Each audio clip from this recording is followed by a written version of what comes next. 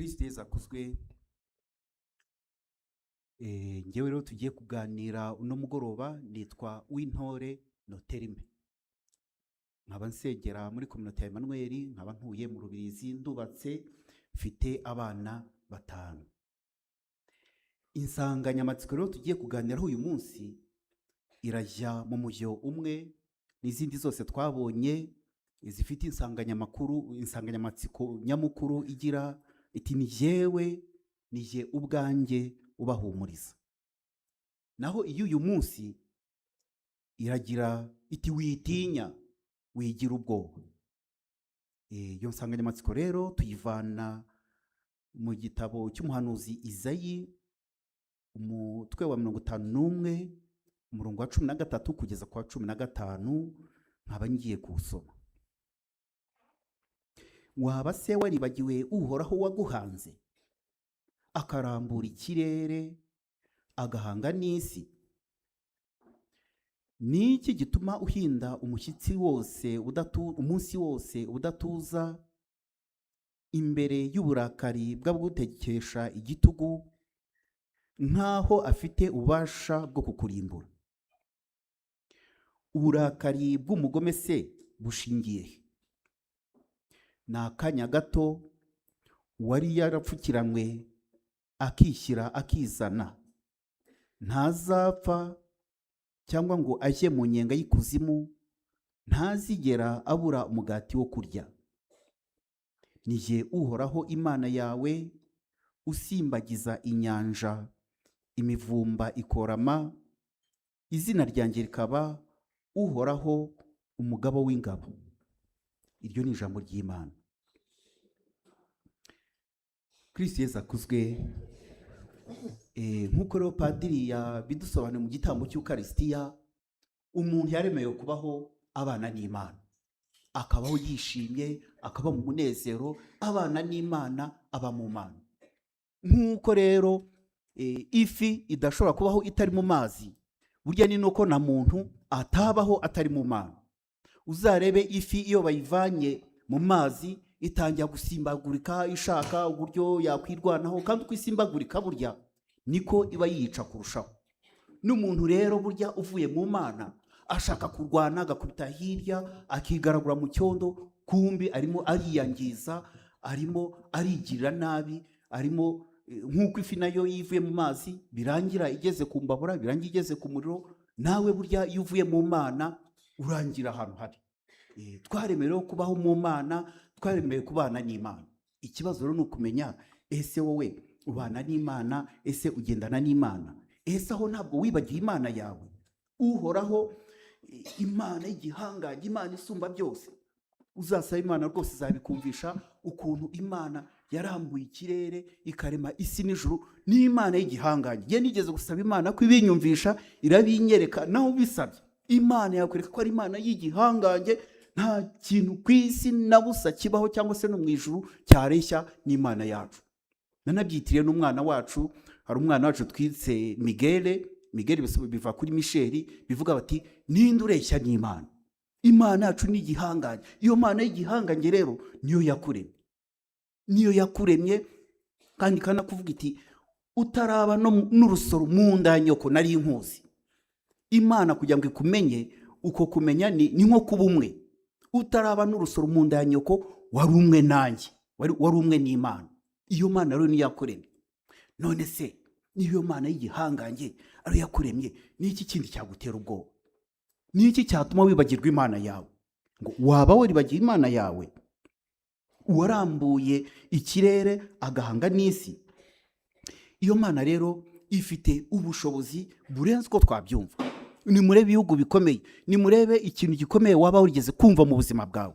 Imana ifite ubushobozi burenze ibyo byose dushobora gutekereza. Iyo Mana rero niyo iguhumuriza, nivuga iti witinya, wigira ubwoba. Kuba ari igihangange, akaba ariyo yaduhanze, akaba ariyo yaduhaye ubuzima, bituma tugira amahoro, bituma tugira icyizere mu buzima bwacu bwa buri munsi. Tugiye kureba rero bimwe mu byo tujya dutinya, hari byinshi padiri yavuze, hari n'ibindi byinshi ejo byavuzwe, nk'inzara y'ibintu bitandukanye, kubona ikigutunga, uburwayi bukira n'ubudakira, agahinda, umubabaro, ukwigunga, ukwiheba, amakimbirane, urwango, inabi, ishyari, ingeso mbi zatunaniye, ubusinzi, ubusambo, ubusambanyi, ubujura, umuruho, urushako rubi, ingorane zijyanye n'ubuzima, urushako, urugo, kubura urubyaro cyangwa ukagira urubyaro rufite ibibazo, urubyiruko, abana banywa ibiyobyabwenge, ubusinzi n'ibindi. Uyu munsi rero tugiye kureba bimwe muri ibyo bintu byo mu buzima bwacu busanzwe dutinya, ariko tukaba tudakwiye kubitinya turamutse turi kumwe n'Imana. Icya mbere tugiye kureba ni ubushomeri. Ubushomeri, burya Imana yaremye muntu imuremeye kujya mu mugambi wayo. Umugambi w'Imana kuri muntu nuko umuntu afasha Imana kurema, akagira isi nziza, akayitegeka nk'uko padiri yabidusobanuriye. Burya rero iyo umuntu atabonye akazi ntabwo aba ari mu muhamagaro we neza. Burya kubona akazi bituma uba umuntu wuzuye, umuntu wuzuye kubera ko uri mu mugambi w'Imana, ukora icyo Imana yakugeneye. Iyo umuntu rero yabuze akazi, iyo yibagiwe Imana, hari igihe akakabura bigatinda, hari igihe agashakisha bubi na bwiza, ugasanga arimo arabaza, ese umuntu yatanga inyoroshyo ate kugira ngo abone akazi? Ese nta wakoresha ikimenyane? Ese uriya niba ari umugabo namutuka hehe kugira ngo wenda turebe uburyo yanshyira mu mashuka noneho ariko nkazabona akazi? Noneho wenda ibyo bitari byiza, bidatunganye, ubwo uba wibagiye Imana yawe, uba wibagiye Imana ko ari nyir'ububasha, waba wabikoze wenda akazi ntukabone, ugashaka maramuko bikakugora, amatike yo kujya gusaba akazi, ibyo kurya, kwisiga, wabibura, bikaba byagutera kumva ko ntacyo umaze, ntacyo umariye n'iwanyu, bagurishije inka kugira ngo ukunde wige, none nta kintu umaze, nta n'icyo umariye n'abandi. Bikaba byagutera kwigunga, ukaba wagira irungu, ukaba wagira agahinda, ukaba wahangayika, ukumva mbese nta cyubahiro cya muntu ukifitemo. Ibyo rero bikaba bishobora no kugutera igikomere cy'umutima. Igikomere cy'umutima, ukaba kwibaza utese ko abandi basenga bakabona akazi, nanjye ko nize, ko nabonye diplome, amadiplome yose akenewe ko nayabonye, ni ukubera iki ngenda ntabona akazi? Se Imana iracyanyumva? Yabinyumva se? Aho Imana ntabwo yacecetse? Bikagutera igikomere cy'umutima. Byagutera igikomere cy'umutima rero bigatuma udashobora gusabana n'Imana no gusabana n'abandi bantu, kubera ko ifite ibikomere burya bituma tudasabana n'Imana, bikanatuma tudasabana n'abantu. Wajya ugasanga wa muntu ntabwo akiyitaho, ntabwo agikaraba ngo ajye mu bandi. Nigeze gucumbikira umuzungu ari umushomeri, yirirwaga mu cyumba aryamye areba filime, mu gitondo akaza agafata icyayi n'umugati akajya mu cyumba, akirirwa kuri laptop, saa sita akaza akarya, agafata ibyo akajya kurira mu cyumba, na nimugoroba nuko. Mwumva ukuntu ubushomeri ari bubi. Umuntu nk'uwo nguwo ugeze aho ngaho nta nubwo aba akibuka na gahunda zo kujya gusenga. Niyo areba filime avuga ati reka mbe ndeba akangaka, wenda ya mu gitondo ndabona amasaha ataragera, akaza gusanga amasaha yamurenganye, byaba bigeze akavuga ati ndaza kumva iya saa sita. Iya saa sita akareba filime, ati reka ndebe n'akangaka.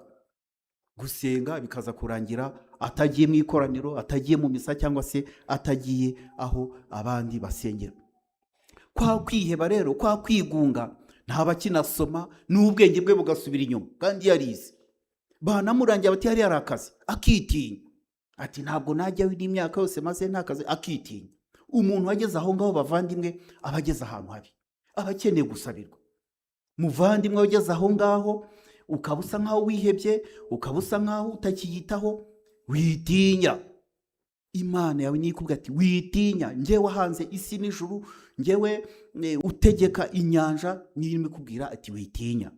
Ariko umuntu agera aho hantu habi iyo yibagiwe Imana ye.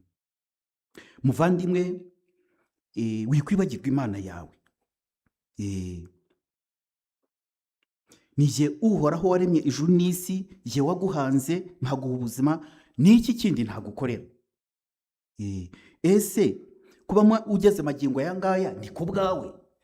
Ntabwo ari ku bwawe, ni ku bwa Nyagasani. Imana yabishatse ntaho itanyuza umukiro wayo.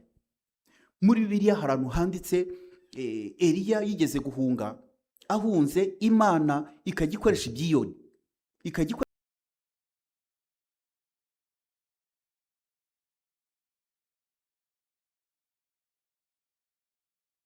aho kugira ngo kirye iyo nyama, kirye uwo mugati, kikabishyira Eliya aho yari yarahungiye.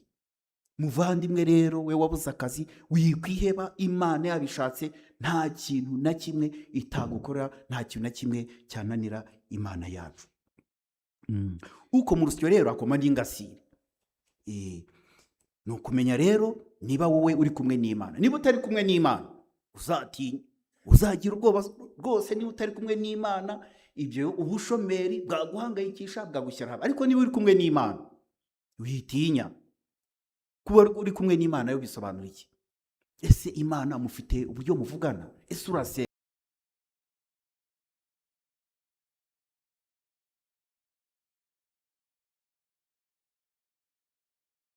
Intege nkeya, wenda naba ndyamye igitotsi cyanteye, abana bakaza bagakomanga bati papa, ati byuka tugiye gusenga.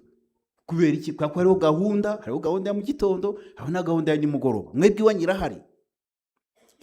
Kugira ngo rero ubana n'Imana, uvuga uti Imana turi kumwe, ugomba kuba ufite gahunda yo kuvugana nayo, ukajya usoma ijambo ry'Imana, ugahabwa amasakaramentu. Si no kuvuga ngo naje gusenga ku munsi wa Yeriko gusa, nzajya mu ruhango, nzajya ikibeho. Mwese umuntu arya rimwe gusa akabaho? Umuntu arya buri munsi kugira ngo abeho. Umuntu anabana n'Imana buri munsi kugira ngo ashobore gusabana nayo. Ijambo ry'Imana ukarisoma rikaguhumuriza. Hari nk'ahanditse ngo niyo nanyura mu manga yuje umwijima ntacyankura umutima. Hari ibindi bibazo rero bijya gusa n'icyo kibazo cy'ubushomeri. Hari nk'igihe umuntu akora imishinga, agashyiraho abantu bakayiga, agakora imishinga, ariko ntatere imbere. Umuntu akaba afite ubushobozi, ariko abandi bakabutesha agaciro. Akaba azi byinshi, ariko abandi ntibabihe agaciro. Hari abandi babuze ubushobozi bwo kwitunga. Umuntu akaba aho ngaho, aba iw'abandi. Buri gihe niyo agiye kugura amavuta, niyo agiye kugura itike, bisaba ko agomba gusaba. Ntabwo biba byoroshye bavandimwe. Iyo utabana n'Imana, bishobora kuviramo igikomere. Hari ba nyakamwe, kuko abawe bapfuye, nta nshuti ugira, nta muntu ugira ugisha inama, nta muntu ugira usangiza ibyishimo byawe, nta muntu ugira usangiza agahinda kawe. Ibyo nabyo ni ukuburanirwa. Ibyo nabyo ni ibintu tuba dukeneye gusabira. Ariko iyo uri kumwe n'Imana, witinya. Imana iri kwikubwira ati witinya, njyewe wahanze isi, njyewe warambuye ikirere, njyewe ugenda hejuru y'inyanja, njyewe utegeka inyanja. Nta kintu na kimwe ntashobora, nta kintu na kimwe ntagukorera. Hari igihe uba uri mu butayu bwo kwemera, cyangwa se ukaba muri ugasenga, we ntusubizwe. Abandi barasaba akazi bakakabona, abandi barasaba fiyanse bakababona, ariko urasenga wapi? Ukavuga uti ahari Imana ntabwo inyumva, cyangwa se n'ibinyumva yaricecekeye, sinzi impamvu ngewe itansubiza. Ariko Nyagasani akubwira ati nawe witinya, Imana irakuzi, ntaho yagiye. Imana ni igihangange kandi irakuzi. Hari abafite imiryango irangwa n'amakimbirane cyangwa se n'ubukene bukabije. Wenda wowe ukaba ufite ubushobozi, ukajya ubunganira, akubonye ukohereza, ariko wapi? Ntibatera imbere, ntibazahuke, nawe ugahora muri urwo. Witinya rero nawe. Muri Bibiliya dusomamo ko hari abantu benshi bagiye babura ubushobozi, ariko Imana ikabarwanaho, Imana ikabazirikana. Muzi Yobu, muzi Yosefu, muzi Dawudi. Abo bantu bose ni abantu babaga batabona imbere yabo neza uko hazagenda, ariko Imana yabo, Imana yakuremye irakuzi, ntukagire ubwoba. Burya iyo Imana isa n'iyacecetse, ahubwo burya irimo ikora ibintu bikomeye. Niyo utayumva, igasa nk'iyacecetse, igasa nk'aho itakuvugisha, burya iba ikora ibintu bikomeye. Imana umuremyi wawe niyo yandika amateka yawe. Iyo urebye ukuntu wagiye aho wagiye unyura, ntabwo ari uko ufite imbaraga nyinshi ku buryo warwanye kugira ngo urokoke, ntabwo ari uko wari uzi kwihisha cyane, ntabwo ari uko ufite amafaranga menshi ku buryo yagiye utugira abantu. Imana yandika amateka yawe, no ku mirongo igoramye Imana ishobora kwandika neza amateka yawe. Ikindi abantu bajya batinya mu buzima bwacu bwa buri munsi ni nko gutinda kwinjira mu muhamagaro. Uri umukobwa cyangwa se uri umuhungu, waritonze rwose, ntabwo wigeze wikinisha, ntabwo wigeze usambana, none imyaka ibaye 35, ibaye 40, nta nura kubaza akazina kawe. Burya rero iyo utari kumwe n'Imana bishobora kukubabaza, bikakubabaza, bikaba byagutera igikomere. Noneho natwe tukajya aho ngaho, natwe tukagukomeretsa, kuki nta kintu wibwira, ese intama yaragukandagiye. Ntabwo tuzi intambara urwana nazo, twaje mu muhanda, twaje mu ruhame, byakugendekeye gute? Nawe rero waba utari kumwe na Nyagasani, waba waribagiye Imana yawe, ukaba wabeshya uti mbirimo. Byohe birakajya, nta muntu urakubaza ikibazo. Wenda wabonye urumuri ruhagije, wabonye neza ko ugomba wenda gushaka, cyangwa wabonye ko ugomba kwiha Imana, ariko hari ibindi bigenda bidatungana. Hari igihe rero ushaka kugutera ipfunwe iyo utari kumwe n'Imana, ukaba wahubuka. Mwumvise ko ngo bajya batanga ngo miliyoni nk'ebyiri kugira ngo akunde abone umugabo. Ntimwabyumvise mu makuru? Agatanga miliyoni, umukobwa agatanga miliyoni, umuhungu ati niba zituzuye miliyoni 2 ntabwo ndi buzi. Ngira ngo mwarabonye kuri televiziyo.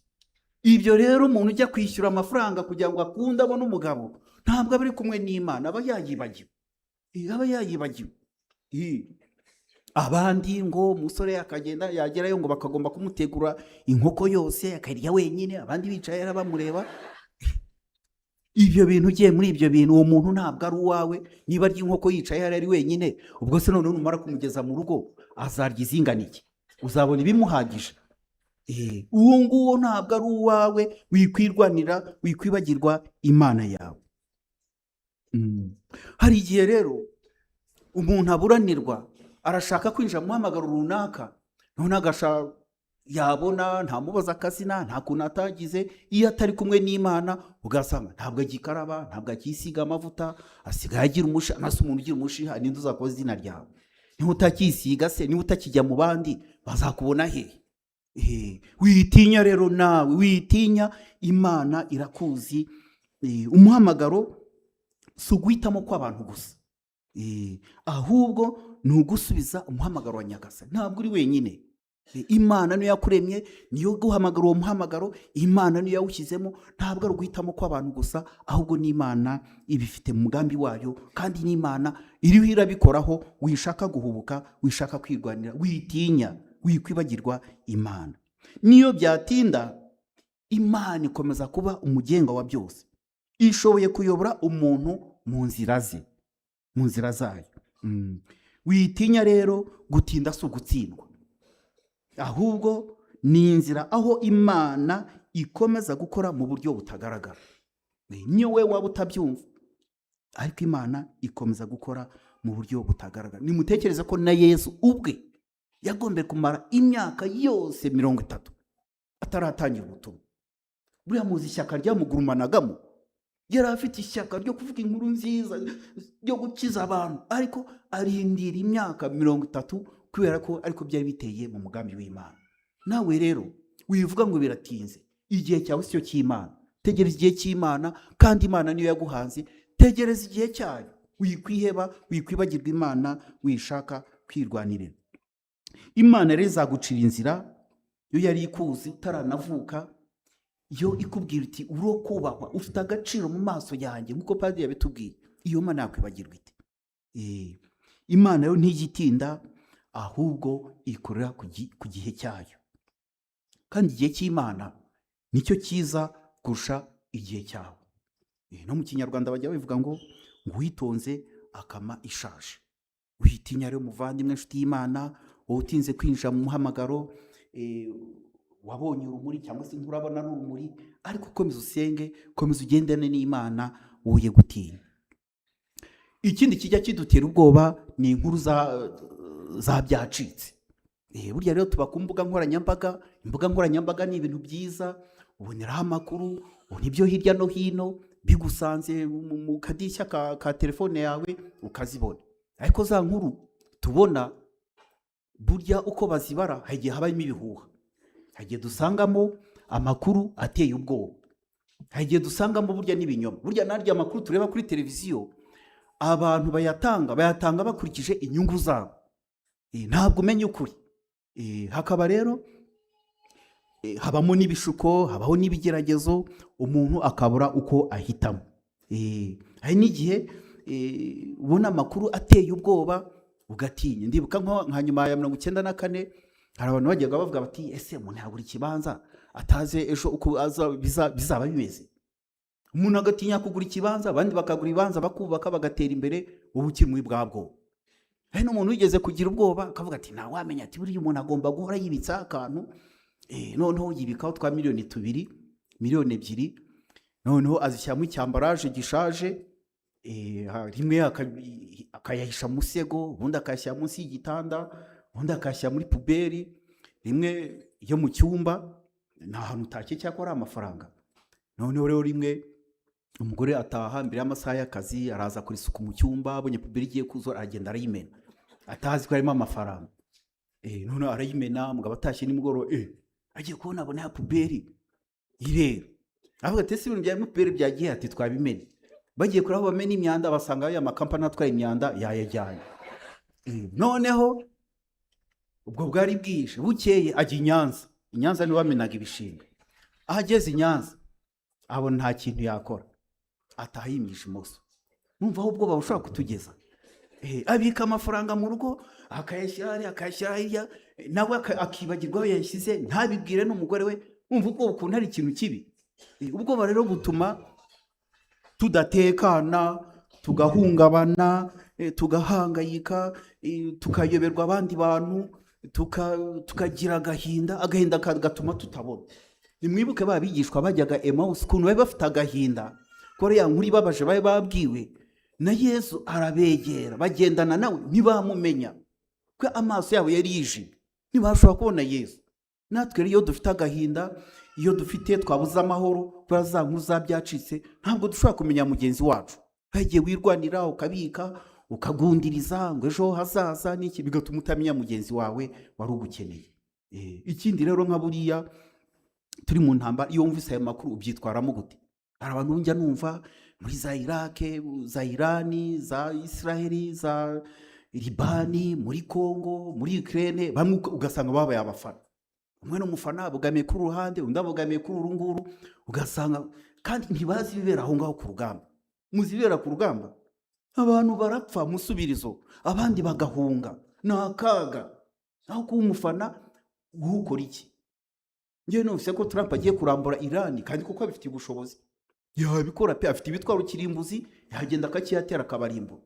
Ngewe nagiye imbere y'isakaramento mbibwira Yesu, kandi ko kwezi yaransubije. Kako bwakiye Trump yisubiyeho, habaho n'agahenge. Ntabwo mpamya ko ari ngewe nyine wabisabiye, hari n'abandi babisabiye. Mwumvise ko n'ubundi yongeye agatanga hariya n'ukwezi, amezi 2, n'ubundi yongeye atanga agahenge. Yari afite ubushobozi bwo kurimbura Irani. Ariko iyo upfukamye ugasenga, iyo utibagiye Imana ugapfuka ugasenga, Imana irakumva. Nta sengesho ry'umunyagara ribaho. Bavandimwe, iyo tubonye amakuru y'ibihuha, iyo tubonye amakuru atera ubwoba, tujye imbere y'Imana tuyibwire tuti Nyagasani tabara. Kwiringira Imana rero nibyo bituma umuntu agira amahoro, ntahungabane. Amakuru afite ateye ubwoba ntabwo ariyo afite ijambo rya nyuma. Ufite ijambo rya nyuma ni Nyagasani. Dukwiye rero kumwegera tudafite ubwoba, tutadagadwa, twoye gutinya. Ikindi dusigaye dutinya ni abambari ba Rusuferi. Buriya rero Rusuferi irahari kandi irakora, n'abambari bayo barahari. Kubera ko idashobora kubera hose icyarimwe, igenda yohereza abambari bayo hirya no hino.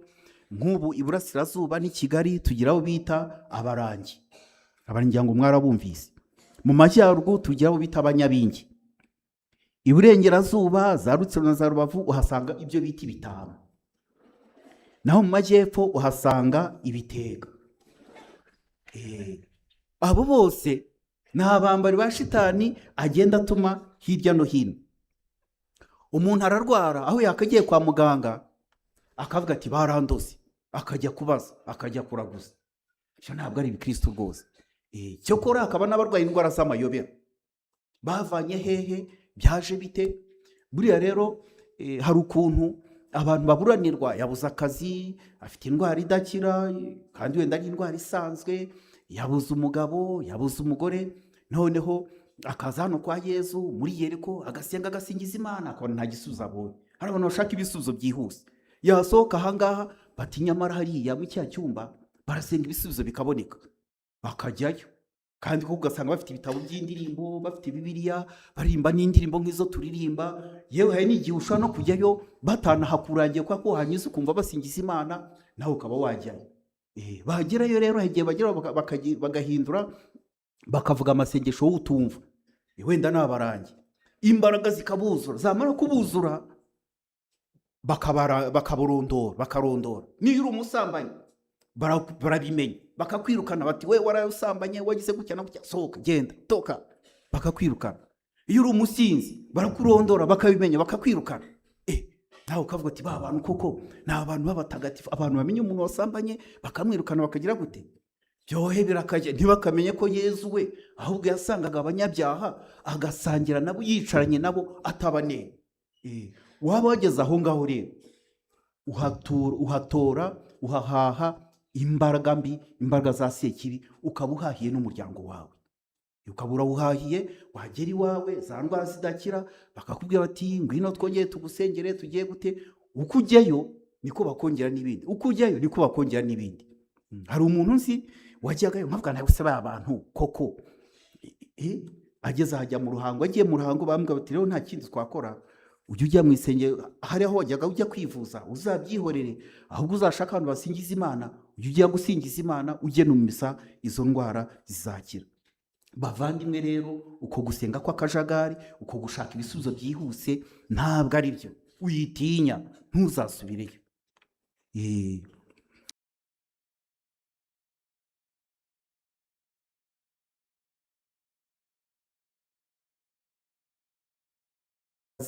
Mu rugo umubyeyi wawe arakubwira ati ntacyo umaze, ntacyo uzimarira. Nanjye byigeze kumbaho ku kazi, umukoresha akajya ambwira ati ngo wize he, wize ibiki, ubu wageze hano gute?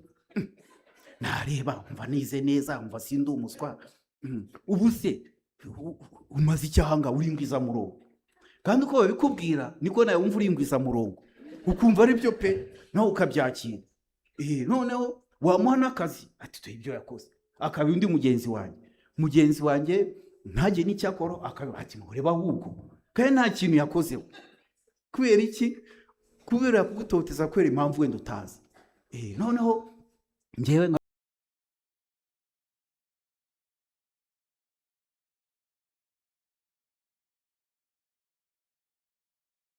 twaza n'amazi y'umugisha nkagenda nyatera mu cyayenge.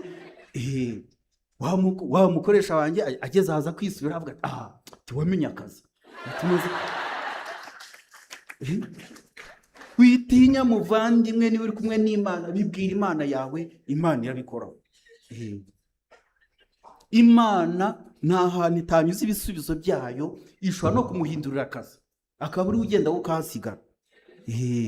Kugira ubwoba rero ubundi ni ibintu bisanzwe, ariko iyo bugutinzeho bukakuyobora, aho ngaho ari ikibazo, babyerekana ko wibagiwe Imana yawe.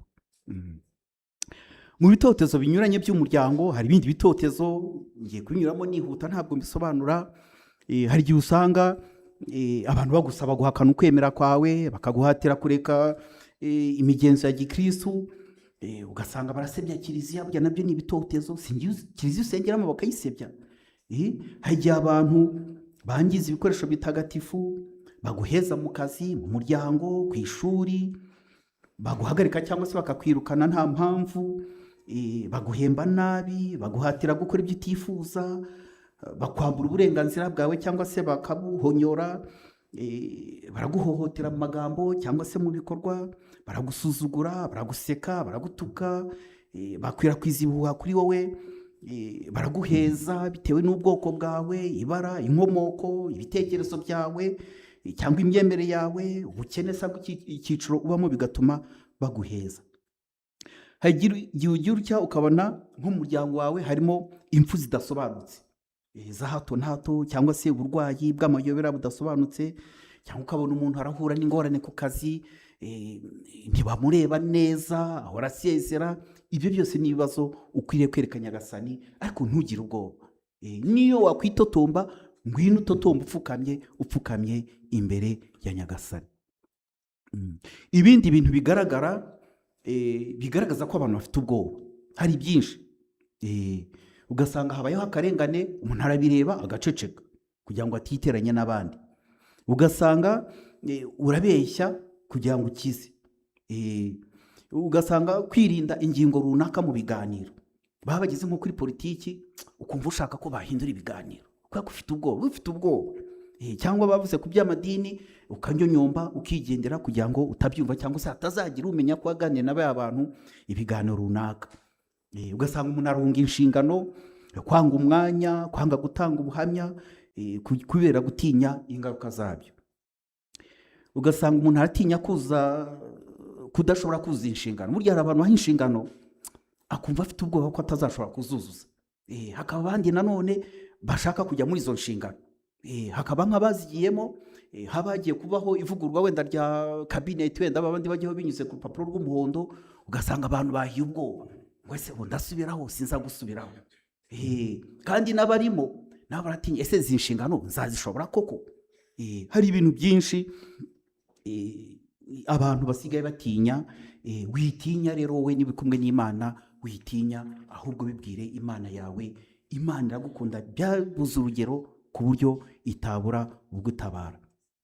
Iyo utinya bikabije rero, biba byerekana ko urangamiye ibyo utinya, nk'aho ari byo Mana yawe, nk'aho bisumbije Imana nyir'ububasha. Burya rero kurangamira ibintu, muzarebe nk'umuntu utwara igare cyangwa moto n'imodoka, ntabwo ureba ku kizuru cy'imodoka, ntabwo ureba mu mahembe, ureba imbere, kugira ngo iyo urebye ku amahembe y'igare cyangwa umupira w'igare, ntabwo ugira ekilibre, ushobora kugwa. Ariko ureba imbere, rangamira Imana yawe. Niba ushaka kugera kure, rangamira Imana yawe, wirangamira ibyo bibazo, ahubwo rangamira Imana yawe, noneho nayo uyereke ibyo bibazo. Kurangamira Imana rero ni ukuzirikana ko ari nyir'ububasha kandi ko ari yaguhanze. Ni ukuzirikana ibitangaza bikomeye yakoze, ni ugusubiza amaso inyuma ukareba ibyo yakoze mu buzima bwawe, ni ukuzirikana ko ari ikesha ububasha, ni ukuzirikana ko yagukoreye ibyiza ku neza yayo, atari uko uyifiteho ubutoni bundi, ahubwo Imana nyir'ubuntu nyir'ububasha nikwitayeho. Mutagatifu Agusitini niwe wagiraga ati umuntu ugira ubwoba bw'isi, ati umuntu agira ubwoba bw'isi iyo atishingikirije ku Mana.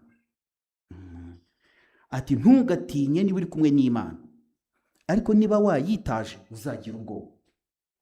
Ntugatinye niba uri kumwe n'Imana, ariko niba wayitaje birumvikana ko iby'isi bizaguhahamura. Ubwo rero nk'uko Padiri yahoze abitubwira, wowe isuzume mutima wawe, ese uri kumwe n'Imana yawe?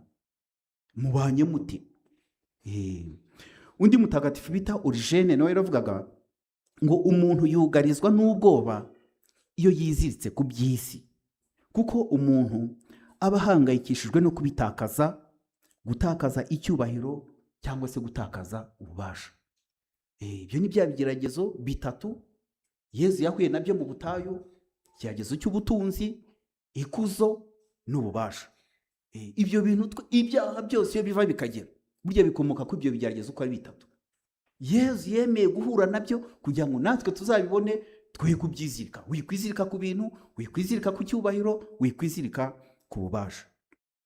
Muvandimwe rero, witinya, ahubwo ubwoba ubusimbuze ibisingizo by'Imana, ibisingizo by'ubuhangange bw'Imana. Dusingiza Imana tureba ikiricyo, ni umusumba byose, ni umugaba w'ingabo, niyo yaremye isi n'ijuru, ni Imana y'igihangange. Dusingize Imana tuyireba. Reka rero dusoze tuvuga isengesho dukunze kuvuga mu gitondo cyangwa se mu masengesho ya nimugoroba, rigira riti: Mana yanjye ndemera ariko ndeba, ndagusenga ngukunze rwose, ndagushimira ko wandemye, ukancunguza umwana wawe ukunda, kandi ndagushimiye muhoro umpa